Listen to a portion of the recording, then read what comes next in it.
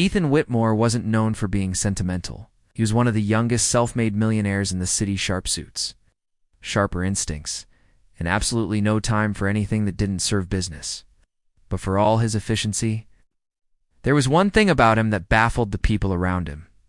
He had never replaced his housekeeper.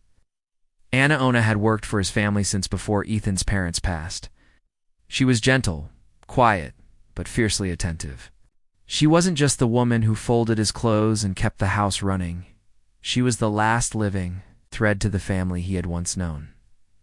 That week, Ethan was preparing for a major investor dinner, one that could take his tech firm international.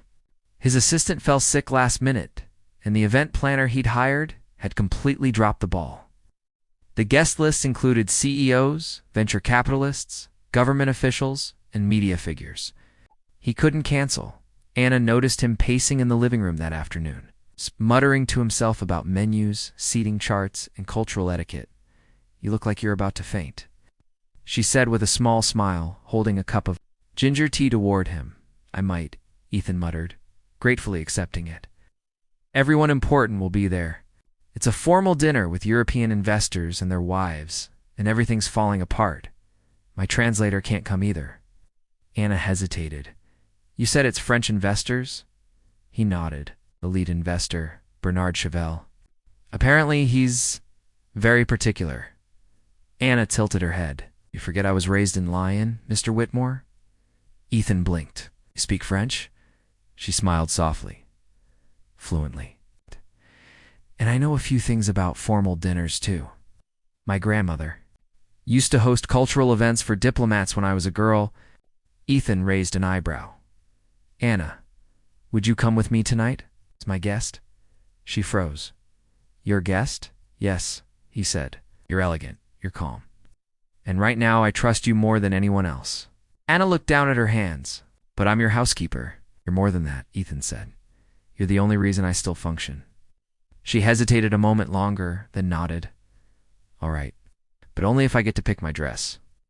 That evening, the grand dining room at the Mayfair Hotel buzzed with the hush of luxury and power.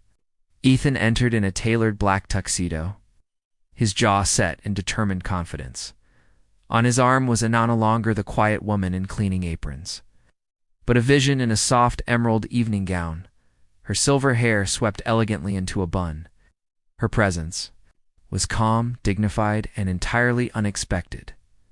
The room turned. People whispered. Ethan didn't explain. He didn't need to. They were seated next to Bernard Chevalier, the French investor with a reputation for being difficult. As the waiter poured wine, Dard made a comment in French, low and mocking, about Americans bringing help to the table.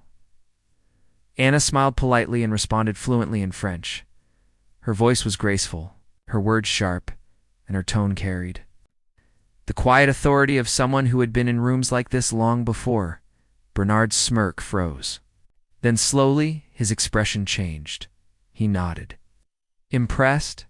Throughout the evening, Anna didn't just sit quietly, she engaged. She discussed art, culture, European politics.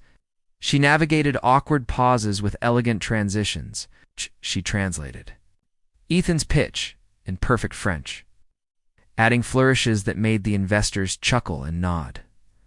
By dessert, Bernard Chevalier raised his glass. "To Ethan," he said, smiling. "To the most brilliant woman at this table." Ethan glanced at Anna. She offered a small smile, as if nothing unusual had happened. After the guests left, Ethan walked her to the car. "You know," he said, softly, "I think you just saved this deal." She chuckled. "Maybe I should start charging consulting fees." He looked at her, more serious now. "Why didn't you ever tell me who you were?" "I did," she said, "just not with words." Opened the car door for her.